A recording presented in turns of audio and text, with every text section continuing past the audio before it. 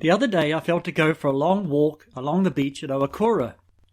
After about 45 minutes I sat down on a chair and overlooked the ocean and just praised the Lord for a beautiful autumn's day and the privilege of being there. I then noticed at my feet a cigarette butt. I thought of a man I knew who would have dived at this find. He was once a good Christian, but through reasons unknown to me, ended up addicted to drugs with no job or money and would often be seen searching the pavement for cigarette butts. I've been critical of him over the years, for no matter what I've said to him, he has not listened. The Lord began to speak to me about my attitude in this area and said that this is not what he would do. He would be interceding for him before the Father and not criticizing him or making fun of him as I often do. I shall be interceding for him as well whenever I think of him, and praying in tongues is a wonderful way to do that. I then thought of others who I make jokes about and repented before the Lord. I've been a lot better in this area over the years and have walked in divine health, but felt the Lord say that I need to be even more diligent, not just in what I say about people, but in what I think about them too, as it's hindering my prayers. On the way home, I drove past a road sign that I'd never seen before. That was the name of the person who the Lord had been speaking to me about. I knew that this was a sign from the Lord and had to take it seriously. To confirm that this was from the Lord, my reading the next day from the best of Bob Gass was called Intercession or Condemnation from Isaiah 58:9. It says, "You will call and the Lord will answer if you remove the yoke from your midst, the pointing of the finger and speaking wickedness." Are there prayers in your life that are not being answered? Do you call out to him, but it seems like he's turning a deaf ear? Is your healing not coming? Are you not getting the light that you need? Do you wonder why you seem to have more troubles following you than blessings? Maybe this is the reason. I believe that many Christians are too critical of others.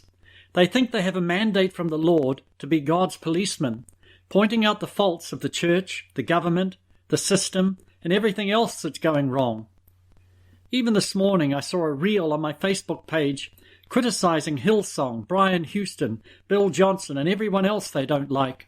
I would like to find out if these so-called prophets' prayers are being answered. Is it just sour grapes? Many Christians are bound by the devil, for they have this yoke in their lives called the pointing of the finger and speaking wickedness. God promised through Isaiah that our lives would change radically when we remove this yoke.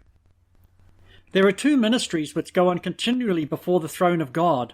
One is intercession, and the other is accusation. Jesus lives to intercede for his people, and if you abide in him, you will intercede for them too. Hebrews 7:25. Satan, on the other hand, is the accuser of the brethren. Revelation 12:10. When you give him access to your life, you'll find yourself being increasingly critical of others. You've got to make a choice of which of these ministries will be yours. How can Satan continually accuse the saints before God if he's been thrown out of heaven? The answer is that he uses the saints to do it for him. Anytime you see one brother accusing another, Satan is at work. I don't like many things about the system, the government, our leaders, and even what the church is doing today. However, I need to ask myself, what would Jesus do? I believe he would be interceding for them and not criticizing them, and so should we. Our pointing of the finger is causing many Christians to remain in poverty, sickness, and oppression, constantly dogged with troubles, for we are unwittingly opening the door for Satan to take our lives. The Lord has also said in Psalm 1:1 that we are not to sit in the seat of mockers.